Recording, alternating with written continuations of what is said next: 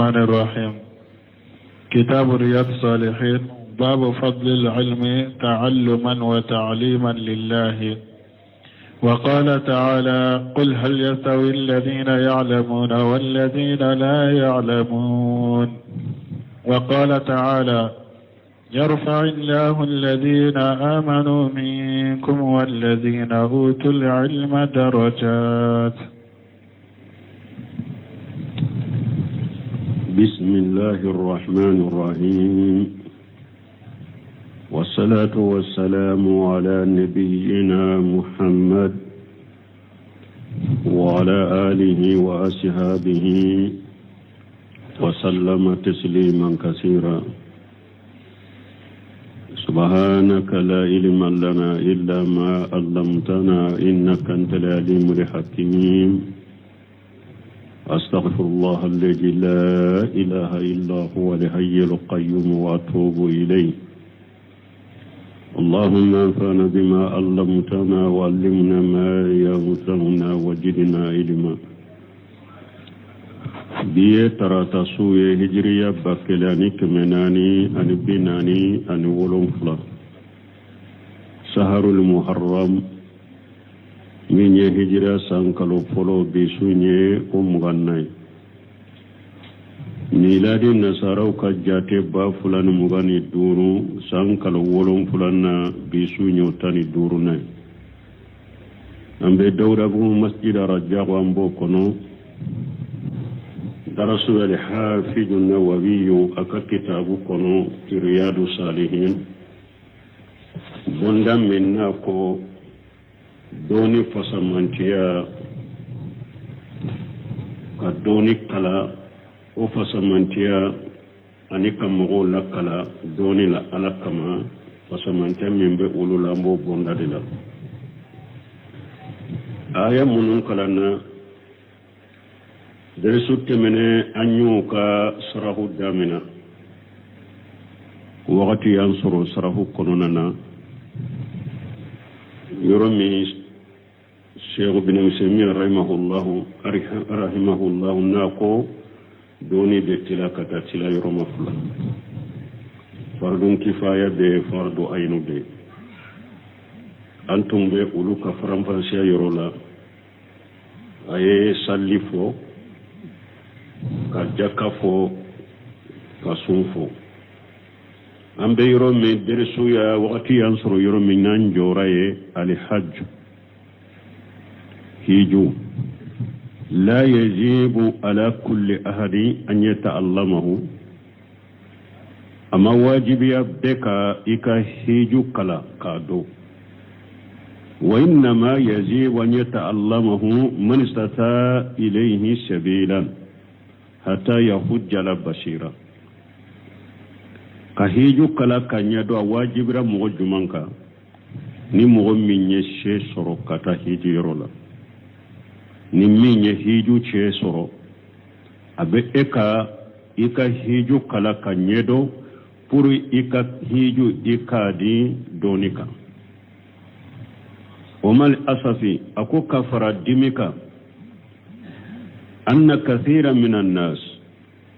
مغتاما بهذا مدونا لا يتعلمون ما يزيب عليهم ولا أحكام دينهم مغتاما بهذا مدونا من واجب روكا وكدين كيرولا وتوكا لكونيدو فيقعون في المتائب utimu beta bila kola ko munum bi shege ko munum bu u shege ko u beta bila ulula munu numu kadina kiri nyedo u beta bila shege ko la ko munum bu shege wala shiya ma fil hajj kuma mana hiju tala wama aksar alladhina yashalun an al hajj wa tajidunhum qad waqaw fi qalalin kabir ibe mugostama abe nyinin kaleke kabo hijula iba soro abe mugu nyinin ka wakati me iba soro bina kodola defo bado abino kono aka hijula liannahum lam yata'allamu qabla an ya'malu parce que mu ka hijun kala folo sanu ka barat umakahi ikahiju kala sanu ka barate donc nous benna defo badola de ubenyinen kalika wakati البي مثلا أحكام البي أو أبو شغل فنا سني فيركيرو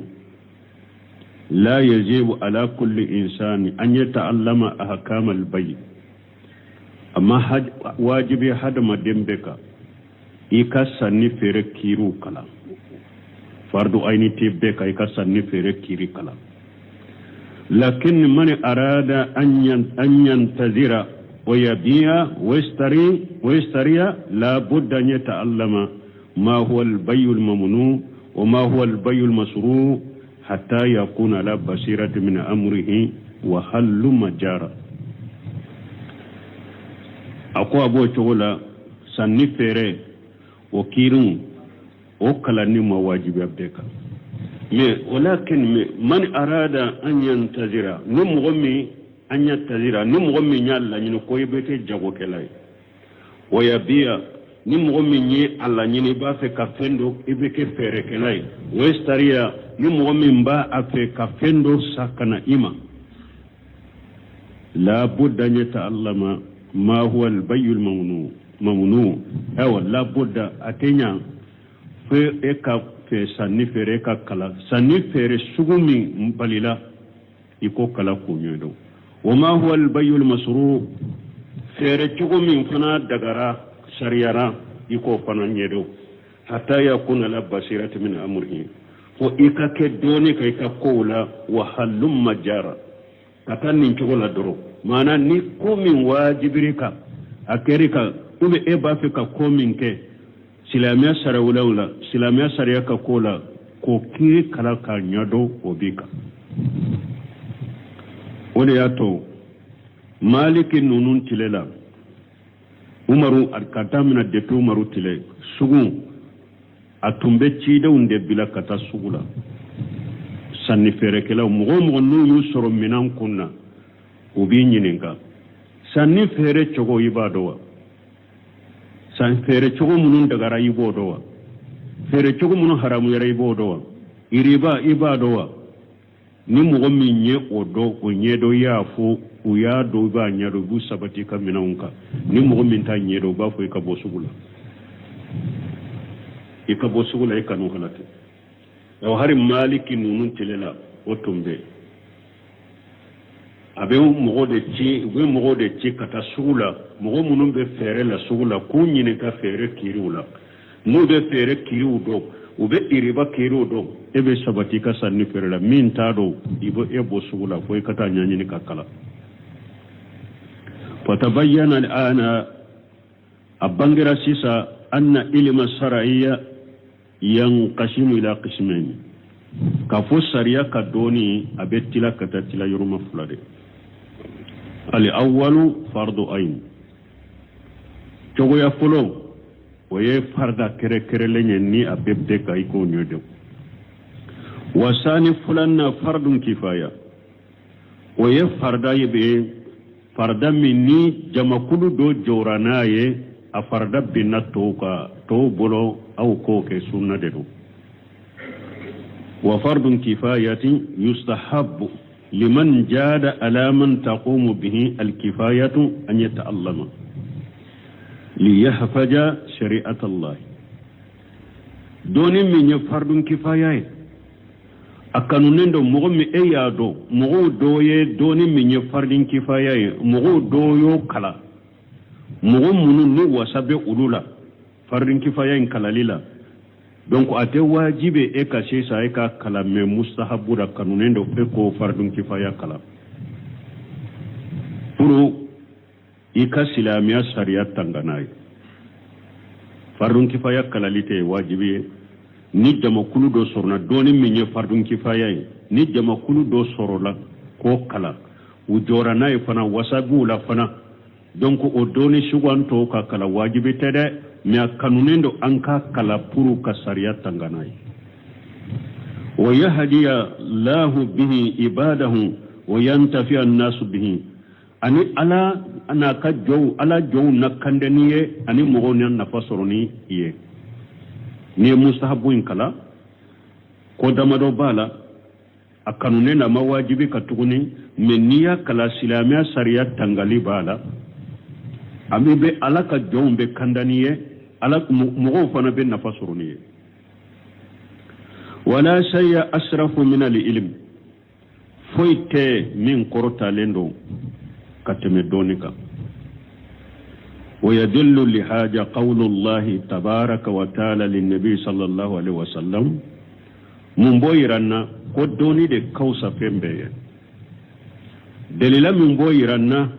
alaka kuma masami hera kacha korota leno akanna binyumaye alaka tamna kisibaka wala ta'dal bil qur'an min qabla an yuqda ilayka wahyuhu wa qul rabbi zidni ilma alako chide man jibril rabbe qur'ana kalaika kana teliyani qur'ana kalalinye jibril nofe sani wahawin kabba jibril kan ewa wahawin kalaika kabba kana teliya koibe qur'ana kala o wakati sani wahaw kabba kana teliya koiba kala wa qul rabbi jidni ilma e ka fode ntigi ala njidi donila wa rabbuna ajja wa jalla yaqulu lirrasul sallallahu alaihi wasallam antigi ala min kabo korota lendo ko aka cide malaka tanuna kisibaka wa qul rabbi jidni ilma ako muhammad afo ntigi ala njidi donila الرسول عليه الصلاة والسلام محتاج إلى زيادة العلم كيده على كيدندو ميابه حتى كتا دوني جيدي لما كيدندو ميابه حتى كتا دوني جيدي لما فدل ذلك على فضيلة العلم نيت دليلا يرانا نيت دليلا كدوني فسمنتا يرانا لأنه لم يقول له وقول ربي جدني مالا جدني جوجات jidini aulada parce que ala ma fo cidenye ka fo ciden ka fo ala njidi na folola ala njidi furmusawla ala njidi dawna o ma fo ama fo ka do ke ni nye ala njidi na folola ala njidi furmusawla ala njidi dawna amu foy bal qala lahu بل أقوام ولا تمدن عينيك إلى ما متعنا به أزواجا منهم جهرة لحياة الدنيا لنفتنهم فيه ورزق ربك خير وأبقى من ينن قوي نفلو فرموسو نيمان چاما دين چاما ألا يمون فوچي دنيا ويرولا amma fa alkala delala ko jida yau ayin mun fo cire ne yorola ako wala tamudanna ayneka akoy kaninya fula sama kaninya fula sama ila ma matana bihi ajwaja minhum jaharata li hayati dunya ne alaye jiya donke ne kafiru damuni jiya damun noniya tama minye kaninya fula ta ko laje jiya dorun kan masirilo jaharata li hayati dunya jiya ka fuloru dengue de dinanka ewa iri den furolu do mana jiya nema ala yake iri fuloru ye muna ya misali fuloru ye muni iri o kwatinu huge yitti huge manni bamanan kanni fere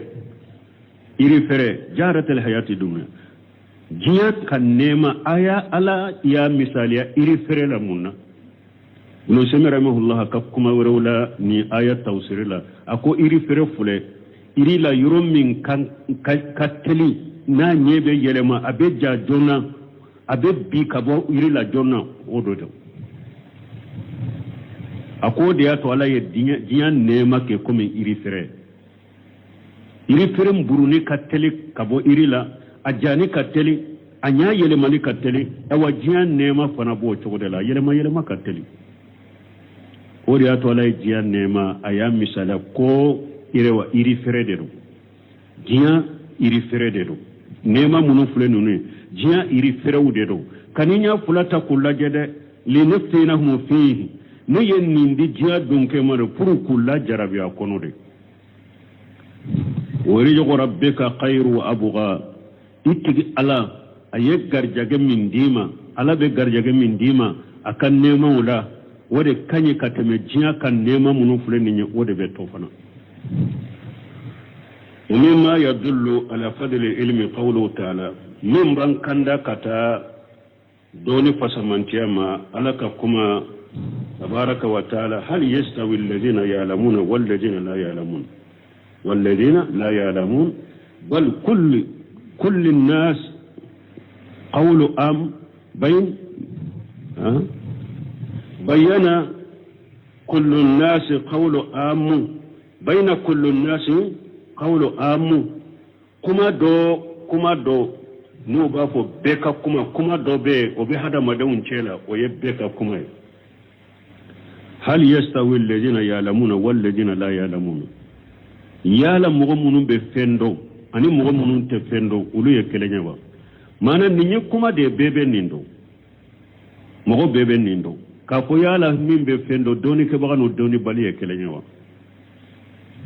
o be bede cela bebe nindo wal jawabu mafhum جابوا يمونيه ودونيندو أنه لا يستوي الذين يعلمون والذين لا يعلمون معنى نوكو يعلم من بفندو نينيو كما من دونين بيني نيوكونجي من بفندو أني من تفندو ويكلنيوا نيني نكالي كيران نينا وجابوا فاموليندو أجابوا يموني أنه لا يستوي الذين يعلمون والذين لا يعلمون jaabu ye minye mogo munun be fendo ani mogo munun te fendo ulu te kelenya wa haja amrun mutanafi bi muqtarat tabi'ati al-insani wa fitratihi ni nyeko de ye ko min gene no ndi hada maden yere ka dancogo ye anaka hakili cogo be de ben nin do ka fo min ko ni be fendo ani min te fendo ulu te kelenya hada maden yere tabiya dancogo na kala halana ka hakili be de ben nin do نينجن تيروشي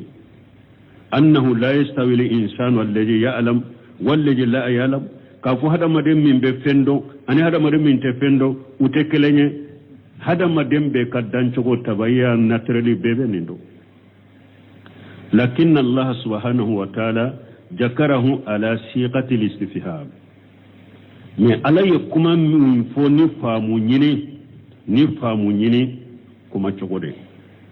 ليكون متضمنا للتحدي بنوسم بافي كمين فو إيه كافو مين بفندو أني مين تفندو بيبن نيندو من منا على يافو وبيبن هذا ما دين بيبن نيندو من يبكى كما دين نابي بيتشي كما يافو تشومي بيبا دو فنا من منا على يافو من على يافو بصيغة الاستفهام kafamu nyini jamire ayake ni ode la nyini munye mutadammina litahaddi mana kika dese de yira ka ika dese yira liyakuna haja nafu mutadammina litahaddi ningeni min fulen ningeni nake puru ka hada maden ka dese yira jabula misali la yani amisalia هاتي لي أحدا يقول إنه يستوي الذين يعلمون والذين لا يعلمون الله ينمو يني على يافو بصيغة الاستفهام أوا مغناتي من بشكافو كوني مغمين يدوني أوا مغمين بفندو أني مغمين تفندو وبيه كلني ومغبمي ماذا يفهم للتحدي ala yafo bi sigatil istifham nininde mogo nati mogo kelen yiranna mogo kelen min be se ka fo ko mogo min be fendo ani mogo min te fendo ku be kelen o mogo yiranne la hada yaqulu bizalika موشيته من بوفو ولا يمكن أن يستوي الذين يعلمون والذين لا يعلمون أبدا مغمون فنا فندو أني مغمون تفندو أولو تسكا كيكلين يبدا حتى في أمور الدنيا هاري جيانكو من بفندو من تفندو حتى كلين هاري جيانكو لا يستوي الذين يعلمون والذين لا يعلمون هاري جيانكو لا مغمون بفندو أني مغمون تفندو حتى كلين donc ni aya minye doni fasamanta yiranna wa qala allah ta'ala lakum masamin qur'aninu yarfa illahu alladhina amanu minkum walladhina utul ilma darajat haja aida yadullu ala fadilati alilm ni aya min fana fulani nye tuguni nin fana be delila yira kankanda kata doni fasamantiyama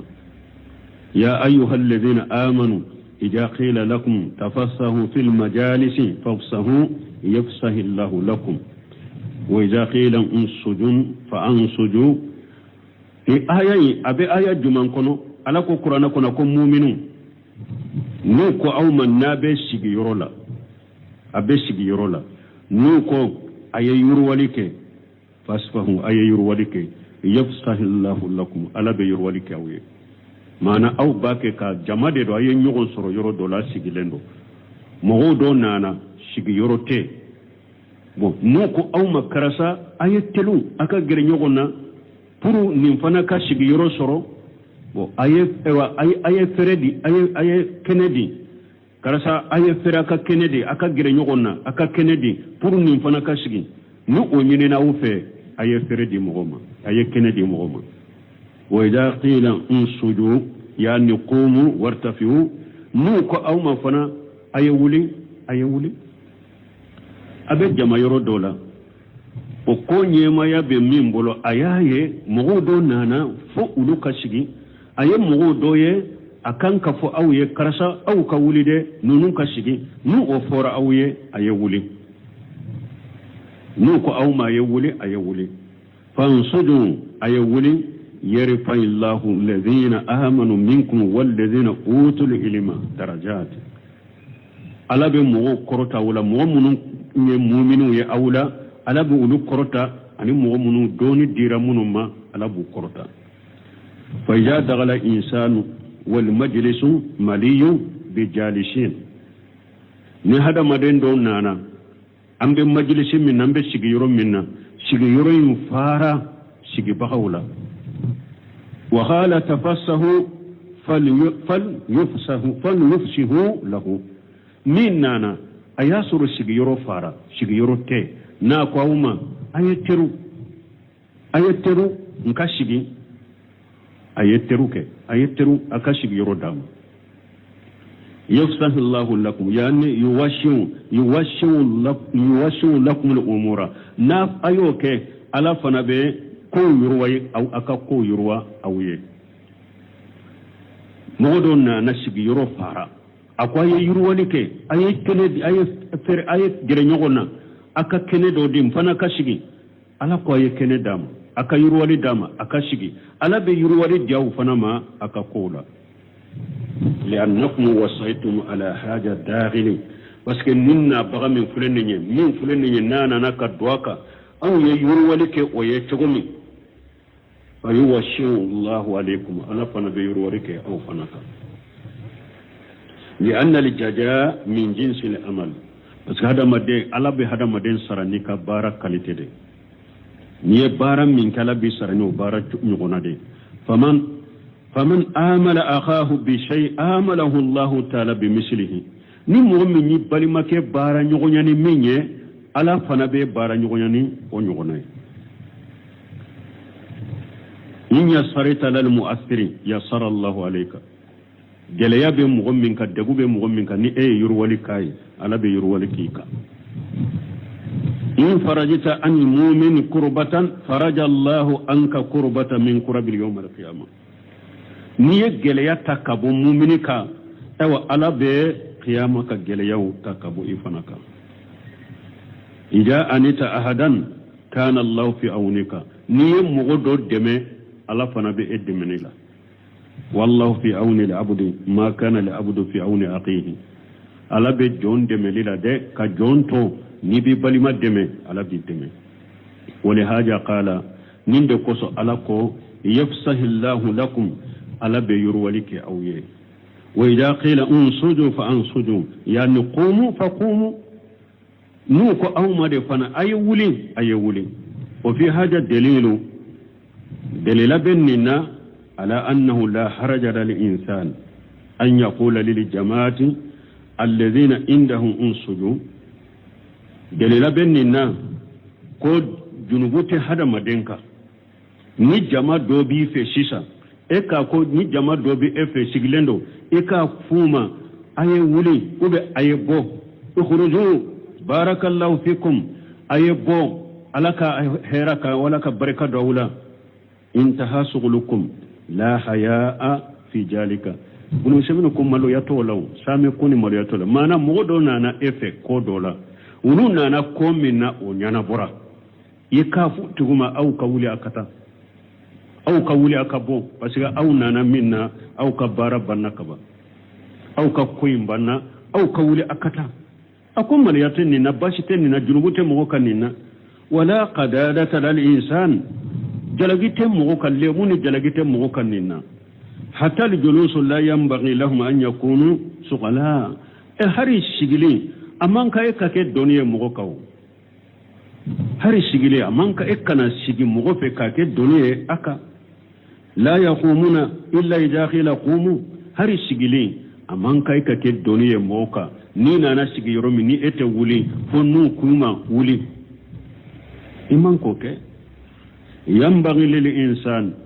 an yuqaffifa al-julusa inda an-nas mastata akaka hada madenye shigi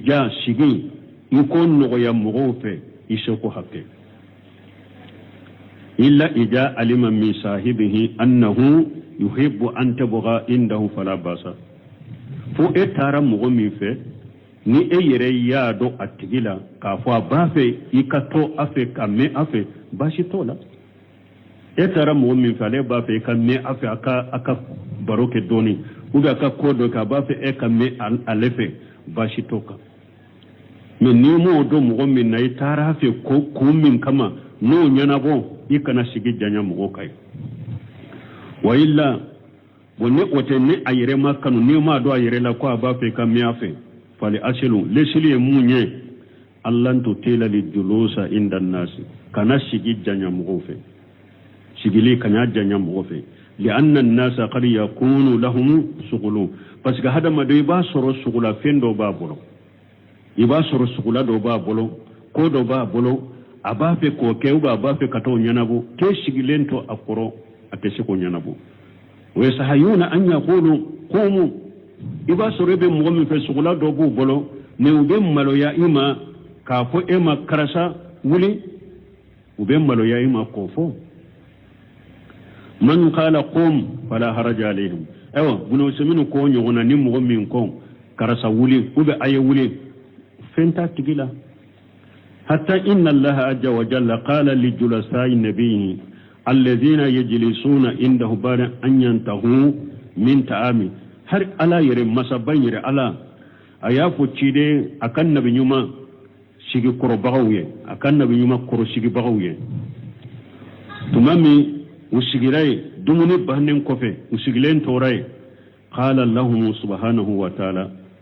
ala kuma masamin sanala koro talendi inna zalikum kana yuji an-nabiyya fayastahi minkum wallahu la yastahi min al-haqq awa akoti den ka sigi koro bagawma munun dumuni bahnen kofe anta minanni hadisala tawsirila ayu wali madela dumuni bahnen kofe usigira ka baroke musigili jammi fulen ni ja tumbake ka ciden toro me ciden be malu yakafuye ala ko inna jalikum kana yujin nabiyya akwa tumbake ka minke ka sigike ci ka sige ciden fete sigi jante ate bo utumbake ka ciden toro fa yastahi minkum ma tumbe malu yawmare wallahu la yastahi min al-haqqi mais ala te malo ya kacinya fo mo yede kacinya sabati de yani ma'anahu idha antahaytum min ta'ami fakhruju la tajlisu la nyene moye na tilala dumunila ayebo akana sigi fa inna jalika yuji nabiy sallallahu alaihi wasallam parce que obe ciden toro fa yastahi minkum ciden be malo ya umma wallahu la yastahi min al-haqqi ala fanatem malo ya kam ewa nyabange fa in qila ansuju fa ansuju wala nuko awma ayewuli ka bo de o misulu zalika ida ni nanyo gona tuguni ni nye foloye ni hada made itara mugofe itara chide la itara kodo le wawa bo ni aya soro sugula fendo ba bolo ube kasiki jamba de guye akafo karasa wuli kata ube karasa wuli ikabo o kani toro ala de y'a fɔ ala ko n'u ko aw ma a ye wuli mais n'i ye nin kɛ mɔgɔ min na o ka t'i fɛ tuguni a ka gɛlɛ dɛ k'o don ne taara ye n gɛn yɛrɛ dɛ ko a ye ne gɛn yɛrɛ dɛ a kɔrɔtɔla ne da dɛ fo k'a fɔ ne ko ne ka wuli ka taa ne k'i sen fila ta ka bɔ nin yɔrɔ jan in na e ka taa fɔ ne ko ne ka wuli ou bien ko ne ka bɔ nin kɛra wulu de ye o la a tigi bɛ taa ninnu de miiri fo hadamaden an ka kuranna an ka kalan an ka faamu an ka adabu n'a ye ewa nin tɛ foyi tɔɔrɔ ni silamɛw yɛrɛ tɛ nin bɛ silamɛw yɛrɛ de cɛ n'a b'u tɔɔrɔ kafiriw n'u ka kafiriya filɛ olu ye an ka silamɛya sariya ka adabuw lajɛ u ka diɲɛ nafa n'u ka diɲɛ intérêt bɛ min na u y'o ta u ka diɲɛ nafa n'u ka diɲɛ intérêt tɛ min na banna o ma ninnu bɛ olu bolo o baro ja o sigi ja fo ka ɲɔgɔn dogo a tɛ olu bolo awa nu olu fana maloya tɛ olu ta la nu olu fana mako bala k'a fɔ ye e ka wuli ka taa ou bien e ka bɔ o t'olu bolo fɔ ye a tɛ tɔɔrɔ fɛn ye olu ɲɔgɔn cɛ yɛrɛ mais nin bɛɛ ye tɔɔrɔ fɛn ye an silamɛ dama de ni ɲɔgɔn cɛ n'i taara mɔgɔ min fɛ e y'a sɔrɔ a dɔ a dengulen don e ka sigi jan k'a fɛ a tɛ ɲa a k'a fɔ karisa ta ou bien karisa wuli ka bɔ o ye dɔgɔyali dalen de y'a bolo ko a ye ne dɔgɔya dɛ ne taara fɛ o don a ye ne dɔgɔya dɛ ko ne ka wuli ko ne ka bɔ wala kuranna aya de filɛ nin ye ɲɛwusu b'a fɛ k'i hakili jigin o de la fa in qila nsudu fa ansudu n'u ko bɔ n'u ko wuli ni mɔgɔ min ye nin f'i ye fana a ko jalaki t'a kan dɛ junubo t'a la jalaki t'a kan a ma fɛn ye fɛn min ye jalaki ko ye ka d'a ta kɔrɔ ye o de a ma jalaki ko dɛ kɛ ni ala ka ɲamaru kan de don nin ye kelen ye a ko misulu jalika aida a ko o n'a ɲɔgɔnna tuguni ija asta'azana alayka ahadu fil bayti fa fatahta lahu ni mɔgɔ ye jɛ ɲini i fɛ i ka dun a nana i ka dun da la i ye jɛ ɲini i fɛ n ka dɔn wa i ye da yɛlɛ a ye da yɛlɛlen kɔfɛ wa qulta irji laysa hunaka julusul ana i ko karisa sigi cogo tɛ yan sisan han sagi e ye da yɛlɛ ka nin fɔ a ye fala haraja ale ka fɛn ti ka nin na mɔgɔ nana ye jɛ ɲini fɛ i ye da yɛlɛ ayiwa i ko a tigi ma bɔn sigiyɔrɔ tɛ yan bi sigi cogo tɛ yan bi sisan han e ka sagi fɛn t'a tigi la o a ma junubu ko kɛ foyi t'a la nin na kama qala Allahu ta'ala nin bɛ komi ni ala ko masa min kɔrɔtalen don wa in qila lakum irji'u farji'u wa ajka lahum ala ko kuranna kɔnɔ a ko n'i nana mɔgɔ min ka du da la i ye jɛ ɲina fɛ i ye salamu bila karisan ka dɔ wa a ko ayi bi n sogolalen don han sagi ala ko ni ko aw ma a ye sagi o de seneyalen don aw ma a ye sagi al afdalu an tarji'u ni n'a ɲɔgɔnna n'a fɔra i ye ɲuman ye min ye aw ma a ka sagi yuzakkikumullahu azza wa jalla n'aw sagira ala yɛrɛ b'aw sɛnɛya tawsiriw b'a fɔ ni aya tawsiri la abdullahi ibn umar radiyallahu anhuma don dɔ la a taara dɔ ka don da la ka jɛ ɲina fɛ yala n ka dɔ wa a tigi ko i sagi a sagitɔ a y'a bolo fura kɔrɔta ko alhamdulillahi rabbil alamin a ko n ye nin aya kala kuranna kɔnɔ ala tun ma baara nɔgɔya n ye ala y'a baara nɔgɔya n ye bi a sagira mais nin bɛ silamɛw ni ɲɔgɔn cɛ nin si tɛ se ka i y'a ye nin ye den ɲini yɛrɛ denw datugulen de don an ka denw datugulen yɛrɛ tɛ u bɛɛ denw de don illa ma rahima rabbi kafiru n'u ka kafira de fana ye silamɛ jogo min filɛ nin ye y'a ta k'u ka denw datugu mais o t'a yira k'u ka fisa silamɛ ye dɛ u y'an de ka jogow ta silamɛ n'a a ka adabu baliya n'a ka jogo kɛmɛ a ka fisa kafiri ye a n'a ka jogo ɲuman mais a fɔ kun ye mun ye u y'an ka jogow de ta sinon u n'u ka kafira n'u ka jogo ɲuman silamɛ jogo jugu tigi ka fisa u ye mais an de ka kan ni jogo ninnu ye donc bunu sunu hakili jigin nin fana la n'u ko sagi a ye sagi ni mɔgɔ min ko i sagi a ma tigi ma ko jugu kɛ na afana ko cogo da ko badun nas ida arjaytahu min indal bab yaqdab akum min mugo dobe ni usagi ka dala doro be dimi mo nana ema ye je nyini ko akarasa sagi ube karasa be sugula lendo be dimi wallahu yaqulu huwa ajka lakum wallahu yaqulu huwa ajka lakum ala fana ko kode senelendo awma al afdalu an tarju yujakkikum Allah azza wa jalla min kanye akasabi na usagira la ba usene antum panna yoro inare antum panna sagira katamare wa in qila lakum riju farju huwa ajka lakum ba'd an-nas jaa raja'atuhu min indil bab yaqdab mo do be ni usagi kadala doro karasai kanado abejimi wallahu yaqulu ala fanako huwa ajka lakum akode senerendo awma al afdalu an tarju min kanyi nu ko awsagi ayesagi yujakkikum Allah azza wa jalla ala bawsanaya masamin krotalenu ala bawsanaya qala ala ko yarfa illahu alladhina amanu minkum walladhina utul ilma darajati wa lam yu'ayyin azza wa jalla darajati ala ko wala be mo krota mo munu limanana awla mo munu ye doni ke bagawi awla ala bu krota daraja chama على ما الدرجة ممكن يكوفو لأن هذه الدرجات بحسب ما الإنسان من الإيمان والعلم بس كن درجة منفلن نين درجة وبسرو هذا ما دوني حكم من اللي من حكم من بيقولوا يبي الدرجة يسروني ودي أتو درجة كري لما فوق بس كن درجة وبساجي كتام وكلن كري كلي من يا حكي عن الدوني حكم من بلا ودرجة دبديما كلما قوي الإيمان وكلما كسر العلم وقت هذا مدين كلمن يجريرا دوني بتشايا كتا ni kallimuna abake ka giriya kata ika doni fana bechaya kata de wan tafa'al insanu bihi hada madembe nafasuru ni ka doni ibi yiren nafa ni ka doni wala wana fa khairahu ibi itana fana nafa kana aksara darajat wala eka daraja bechaya ni kallimuna ya giriyara doni bechaya kata de hada madun nafa ibi itana nafa wala ika daraja bechaya فهلما فاكسر قوي إيمانك ولا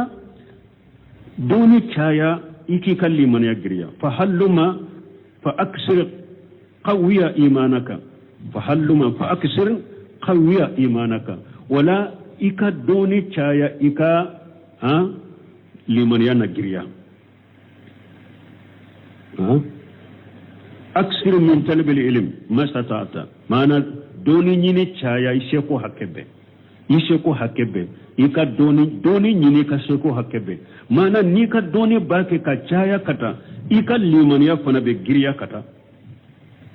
فإن الله تعالى يرفع الله الذين آمنوا منكم والذين أوتوا العلم الدرجات بس على مغمنون مؤمنون أولا أن مغمنون دوني ديروما على بو وكدرجة وكرتادي عرفاني الله وإياكم بذكره وآننا على ذكره وشكره وحسن عبادته ولاني آية توصير لبا من سمير رحمه الله أيد ووك كو ألكا عليني أو ألكا نمي أو كرتا ألكا ندمي أكا قسمك أنا بركدا أنا كبتو تغنيما وقال الله تعالى إنما يخشى الله من عباده العلماء وعن معاوية رضي الله عنه قال قال رسول الله صلى الله عليه وسلم من يرد الله به خيرا يفقهه في الدين متفق عليه نفنا فرنفن شبالا من سغا وقتي كجا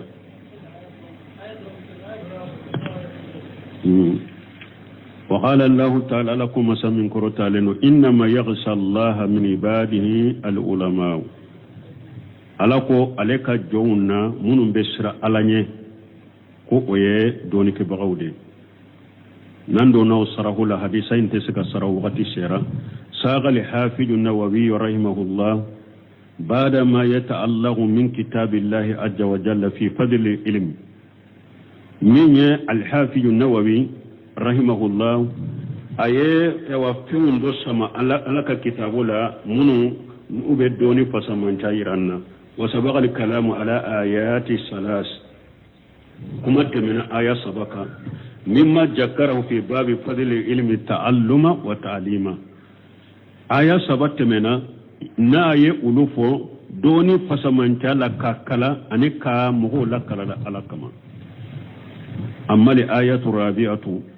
فهي قوله تعالى إنما يغشى الله من عباده العلماء من آية ناني آية والقشية قشية يمين هي القوف المقرون بالتعظيم كسر ألني كفرا بنيالي سرانيا ني بنيالي سرانيا مي ناني بنيالي بينيكم في قشية يقول فهي أقص من القوف وكركرلين كتم قوفك فكل قشية قوف سرانيا بي ني قشية بي قوف ديرو وليس كل قوف قشية مي قوف بيتي قشية مانا نوكو مغو قشية أبي سرا ألاني أبي سرا ألاني أبي ألا بونيا وفلا دبي mais nous ko karasa be sira ibe se ka sira fendo nye meita bonya nous ko karasa qasiya ko ni fula bebe soro tigi bolo abe sira lanye aba bonya fana ka sira fenye as siranya doronte ka bonya fana qasiya yo ode mais khawfu ibe se ka sira fendo nye ka sora bonya sitife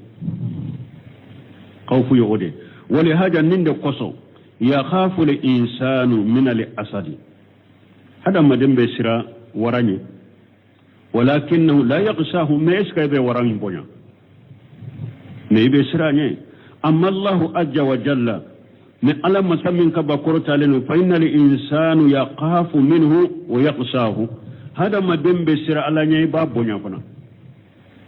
قال الله تعالى فلا تقسوهم واقسوني ألاكو أكنا شرون يد أي سرني على الدنيا ولكن من هم أهل القشية حقا من ألا يسرني أهل القشية تيا لا جوندو أهل القشية حقا هم العلماء مهم يري ألا يسرني بغوا حقيقة ويه